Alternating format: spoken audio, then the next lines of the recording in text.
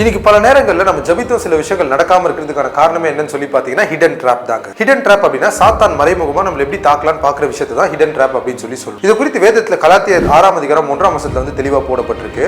அந்த வசனம் என்ன சொல்லுதுன்னு சொல்லி பாத்தீங்கன்னா, நம்ம கூட இருக்க யாராச்சும் பாவம் பண்றாங்க அப்படின்னா கர்த்தருடைய வழியில அவங்களை நம்ம திருத்தணுமா, அதே நேரத்தில் நம்ம ரொம்ப கேர்ஃபுல்லா இருக்கணும், இல்ல நம்ம அந்த பாவத்துல விழுந்துருவோன்றதா இந்த வசனத்துல வந்து போடப்பட்டிருக்கிறதா வந்து இருக்கு.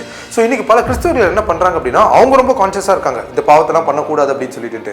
ஆனா பாவத்துக்கு துணை போற நிறைய பேர் வந்திருக்காங்க. அதாவது ஒருத்தர் குடிக்கிறாரு அப்படின்னா இவங்க குடிக்க மாட்டாங்க, ஆனா வந்துட்டு அவர் குடி வாங்கி கொடுப்பாங்க, குடிக்கிறதுக்கு காசு கொடுப்பாங்க, இல்ல அவன் குடிக்கும் போது கூட போய் வந்து உட்காந்து அவனுக்கு வந்து கம்பெனி வந்து கொடுப்பாங்க.